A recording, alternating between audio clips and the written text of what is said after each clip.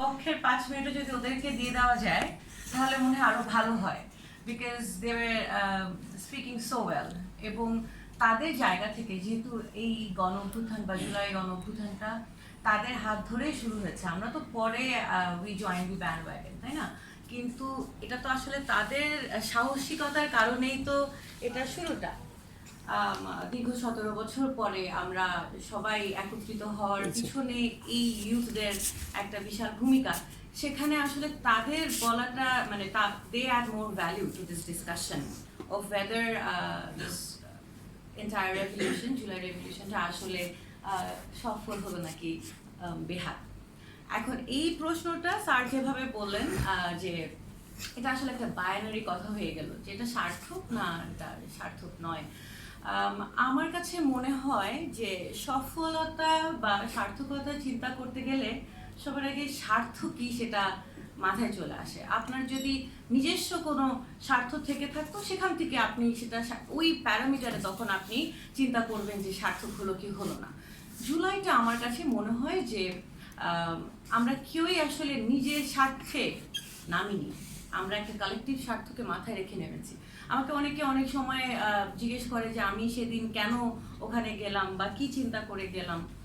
আমি শুধুমাত্র একটা অন্যায়ের প্রতিবাদ করতে গিয়েছিলাম, এবং অন্যায় প্রতিবাদটাও আমি কালেকটিভলি করার কথা ছিল। বারবার বলেছি সেদিন মার্চ ফর জাস্টিস হচ্ছিল, সো আমি ওখানে একাত্মতা ঘোষণা করার জন্য যে হ্যাঁ আমি অ্যাজ এ ফ্যাকাল্টি আমার স্টুডেন্টের সাথে এটা অন্যায় হচ্ছে, আমাকে যেতে হবে, আমি গিয়েছি।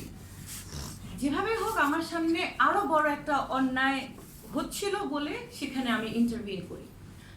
এর বাদে আমার আসলে কোনো স্বার্থই ছিল না। আমি ইন্ডিভিজুয়াল লেভেল থেকে শুরু করে আমি আচ্ছা আরেকটা কথা বলি, যেহেতু আমি একাডেমিক, আমার দেখার পার্সপেক্টিভটা আমি খুব একাডেমিক রাখতে চাই। আমার ছাত্ররাই বলি তারা যেভাবে তাদের কারণ তারা পলিটিক্যাল অ্যাক্টিভিজমের সাথে জড়িত ছিল এবং তাদের ছাত্র জীবন থেকেই জড়িত ছিল। আমি অন দি আদার হ্যান্ড আমি আসলে কখনোই পলিটিক্যাল অ্যাক্টিভিজমের সাথে জড়িত ছিলাম না। তাহলে আমি যা বলবো আসলে খুব ব্যক্তিগত পর্যায় থেকে বলবো, আমার এক্সপিরিয়েন্স এবং পাশাপাশি আমি শিক্ষক হিসেবে আমার যে বুঝটা সেখান থেকে। তো প্রথমে বলি যে ইন্ডিভিজুয়াল লেভেলে আসলে আমার কোনো স্বার্থ ছিল না। আমার স্বার্থের মধ্যে যদি কিছু জিজ্ঞেস করেন তাহলে সেটা ছিল যে এখানে একটা অন্যায় হচ্ছে, এখানে আসলে অন্যায়টা হতে দেওয়া বা এটাকে সহ্য করা আর সম্ভব না। হ্যাঁ, তো এটা তো 31 জুলাইয়ের কথা বলছি, তার আগে তো আমরা অনেকেই শহীদ হয়ে গেছে, আবু সাইদ, ওয়াসিমেন, তখন আসলে খুব খারাপ অবস্থা ছিল দেশে। সেই দিক থেকে আসলে আমার যেহেতু এর বেশি আর কোনো স্বার্থ ছিল না, তাই আমার কাছে ইন্ডিভিজুয়াল লেভেল আপনি যদি জিজ্ঞেস করেন যে জুলাই সার্থক হলো না বেহাত হলো, আমি বলবো কেন এখানে কেন সার্থক নয়। হ্যাঁ, আপনি যদি কোনো স্বার্থ নিয়ে নেমে থাকেন তাহলে আপনি সেই স্বার্থ আপনার হাসিল হলো কিনা সেটা চিন্তা করবেন। কিন্তু আপনি যদি একটা কজ, হ্যাঁ একটা গ্রেটার কজকে মাথায় রেখে নেমে থাকেন জুলাইয়ে রাজপথে, তাহলে আপনার কাছে আসলে এটাকে বেহাত মনে না হওয়াটাই স্বাভাবিক। হ্যাঁ, বা এটাই এক্সপেক্টেড। হ্যাঁ, এক্সপেকটেশন আশাভঙ্গ হয়, সেখান থেকে আপনি চিন্তা করতে পারেন যে আমরা আসলে যতটুকু আশা করেছিলাম ততটুকু আমরা পেয়েছি কিনা। সেটার প্রশ্নে আমি আবার একটু পরে আসি। তো আমার কাছে ব্যক্তিগত পর্যায় থেকে চিন্তা করলে আমার জন্য জুলাই সার্থক। কেন সার্থক? আমি না হয় আপনি আপনি ইন্ডিভিজুয়াল লেভেলে আপনি চিন্তা করেন আমি কি পেলাম, আমার কি হলো, আমার তো কিছু হলো না, আমার তো জীবন যা ছিল তাই। আপনি একটা পরিবার গুম হয়ে যাওয়া ফ্যামিলির একটা পরিবারকে জিজ্ঞেস করেন তার জন্য জুলাই সার্থক কিনা। এখন দেশে যা হচ্ছে, ভালো হচ্ছে খারাপ হচ্ছে যাই হোক, তার কাছে অবশ্যই জুলাই হওয়াটাই সার্থকতা। হ্যাঁ, আপনি কিছু ফ্যামিলি হয়তো ফিরে পেয়েছে তাদের ফ্যামিলি মেম্বারকে, কেউ কেউ পায়নি, কিন্তু যে ক্লোজারটা সেটাও তার জন্য সার্থকতা। তো জুলাই তাদেরকে আপনি আসলে it is a very subjective thing. আপনি এক একজনকে এক একভাবে, কেউ কেউ বলবে ভাই আমি তো এত জুলাই হইলো কি হইলো, আমার জীবনে কোনো চেঞ্জ আসলো না। হ্যাঁ, তো বা আমি তো আগে ভালো, এই যে যারা বলে আগেই ভালো ছিলাম, হ্যাঁ আগেই ভালো ছিলেন আপনি, আপনার স্বার্থ দিয়ে চিন্তা করলে আগেই ভালো ছিলেন সেটা, কিন্তু সবাই কি আগে ভালো ছিল? আপনি তো you are talking about self interest. আপনি অন্যদেরকে জিজ্ঞেস করেন যে ফ্যামিলিটার বাবা বা ভাই বা হাজবেন্ড গুম হয়েছিল সে কি ভালো ছিল? তো তার পার্সপেক্টিভ থেকে তো জুলাই সার্থক। সো ইন্ডিভিজুয়াল লেভেল থেকে যদি আমরা চিন্তা করি তাহলে এটা খুবই একটা সাবজেক্টিভ ব্যাপার। কেউ হয়তো জুলাই থেকে অনেক বেনিফিটেড হয়েছে, কেউ হয়তো কোনো বেনিফিটই সে পায়নি। হ্যাঁ, কেউ হয়তো কুডেন্ট কেয়ারলেস, অনেক অনেক মানুষ আছে যারা জুলাইয়ে নেমেছিল, আপনারা কি সবাইকে চিনেন না, যে যার কাজে ফিরে গিয়েছে। তো তার কাছে আসলে তার সার্থকতার জায়গাটা হচ্ছে যে হ্যাঁ, যদি দেশটা আরেকটু সংস্কার হতো, আরেকটু ভালো হতো, দুর্নীতি কমে যেত, ভালো লাগতো, হ্যাঁ। কিন্তু they are back to their 9 to 5 jobs. সে তার কাজে চলে গেছে, কৃষক তার কাজে চলে গেছে, তারপরে জেলে তার কাজে চলে গেছে। সো আপনি তো সবার গার্মেন্টস কর্মীরা তাদের কাজে চলে গেছে, আপনি তো সবাইকে এভাবে করে জিজ্ঞেস করতে পারবেন না সার্থকতার কথা। এটা গেল হচ্ছে ইন্ডিভিজুয়াল।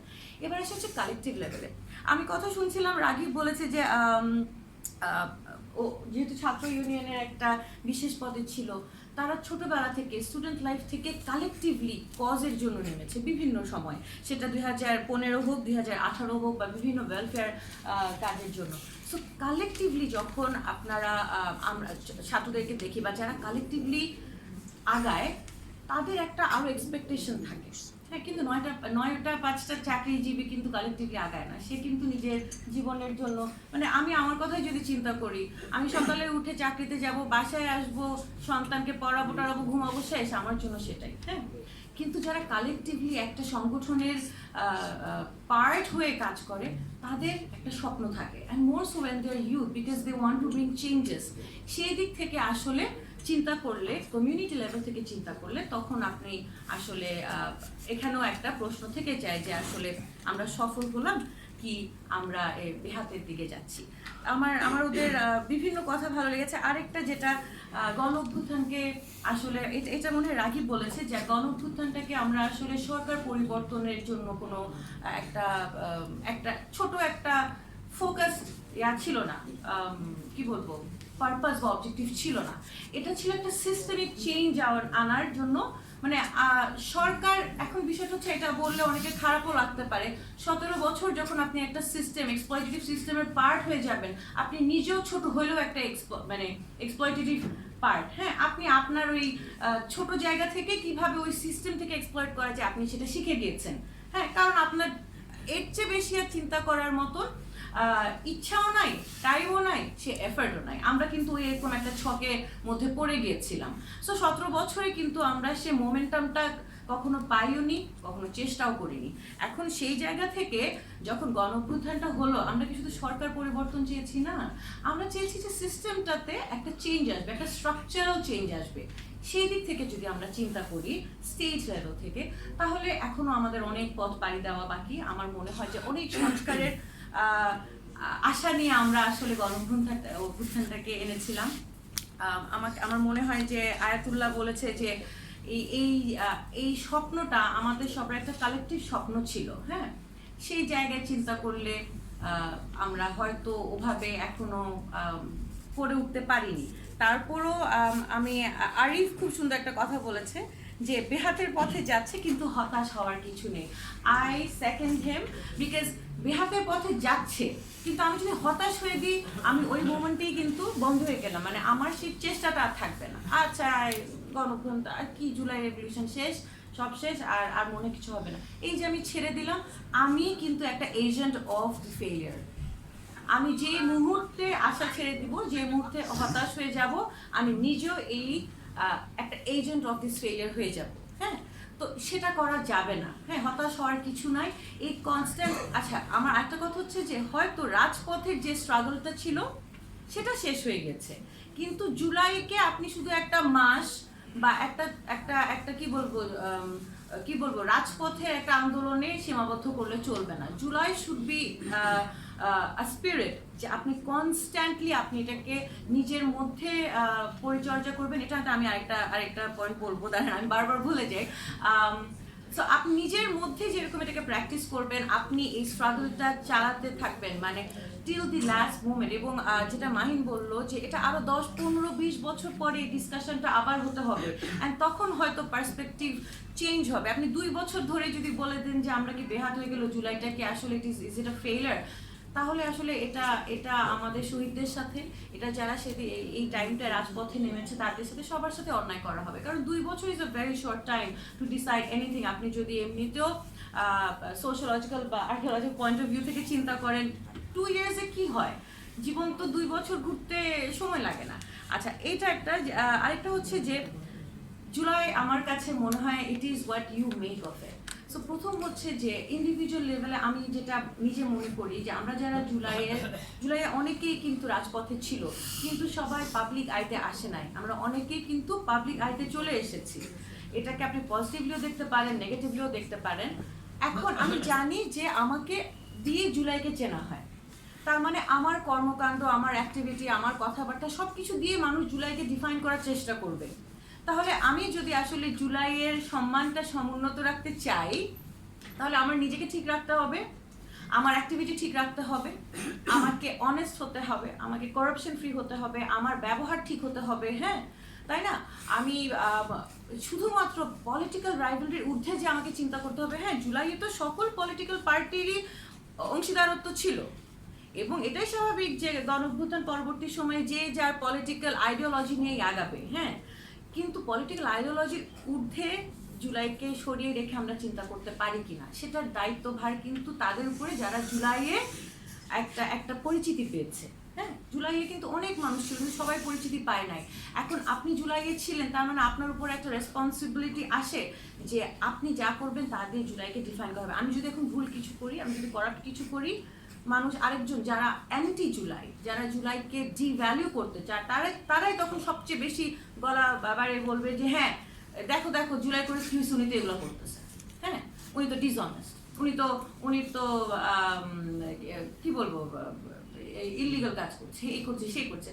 তো তাহলে আমার কাছে ব্যক্তির কাছে আসলে যারা জুলাই, আমি এটা আসলে একটা দায়িত্বের জায়গা থেকে বলছি যে এটা আমাদের দায়িত্বের মধ্যে পড়ে গিয়েছে, whether we like it or not, we have gained some kind of popularity and identity through July. So জুলাইকে সমুন্নত রাখতে হলে আমাদের নিজেদের কার্যক্রম, কথাবার্তা, অ্যাক্টিভিটি, হ্যাঁ সব অ্যাক্টিভিজমও যদি বলি, সেগুলোকে আসলে এমন একটা জায়গা রাখতে হবে যেখান থেকে আমরা এটা জুলাইকে কুলসিত হতে দিব না।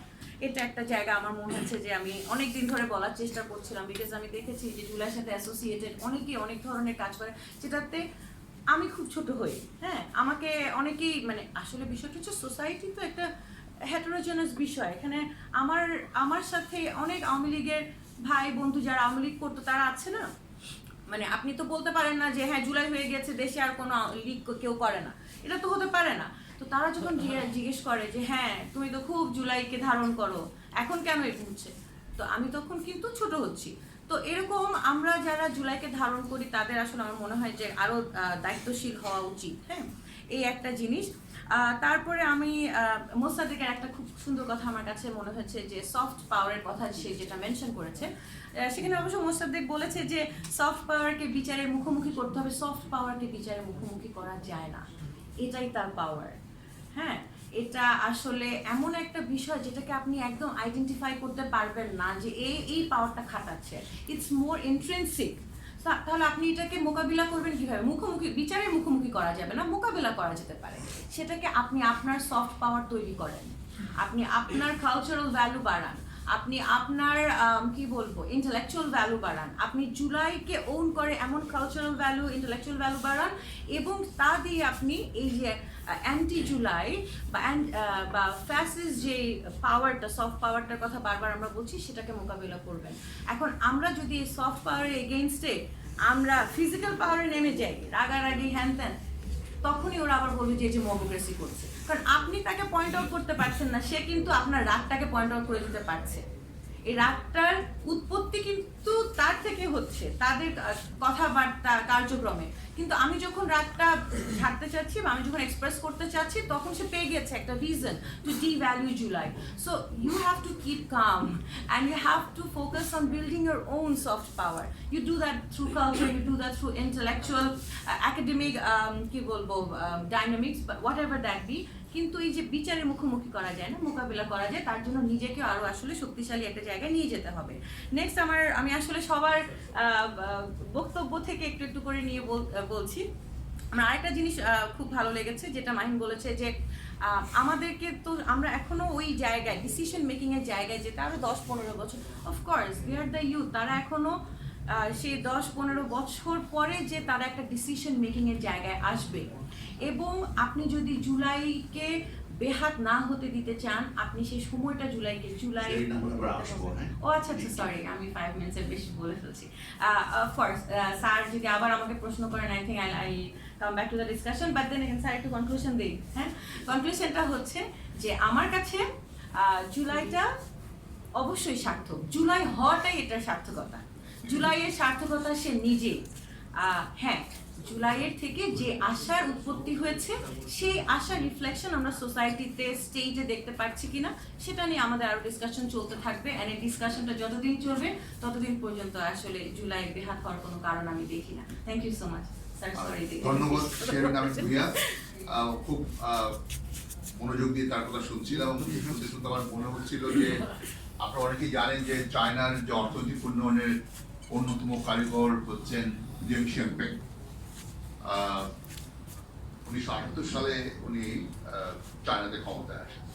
এটা সময়টা ছিল ফ্রেঞ্চ রেভলিউশনের 200 বছর পরে। তো তাকে একজন সাংবাদিক জিজ্ঞেস করেছিলেন যে ফ্রেঞ্চ রেভলিউশন সম্পর্কে ওনার কি ধারণা। জেং শিয়াওপিংকে জিজ্ঞেস করা হচ্ছে, চাইনিজ লিডার। 200 বছর পর প্রশ্নটা চাইনিজ রেভলিউশন সম্পর্কে উনি বলছেন, it is too early to say. আমরা 2 বছর পর জিজ্ঞেস করার চেষ্টা করছি এটা সফল না এটা বেহাত। ফলে প্রশ্নটার মধ্যে মারাত্মক ভুল আছে, কোনো সন্দেহ নেই। আমি এই প্রেক্ষাপটে এখনকার যিনি আলোচক হিসেবে আছেন শ্রদ্ধেয় আশরাফ কায়সার, লেখক ও সাংবাদিক, জুলাই গণঅভ্যুত্থান সফল নাকি বেহাত, আজকের আলোচনা জাতীয় প্রেস ক্লাবে অনুষ্ঠানটি হচ্ছে।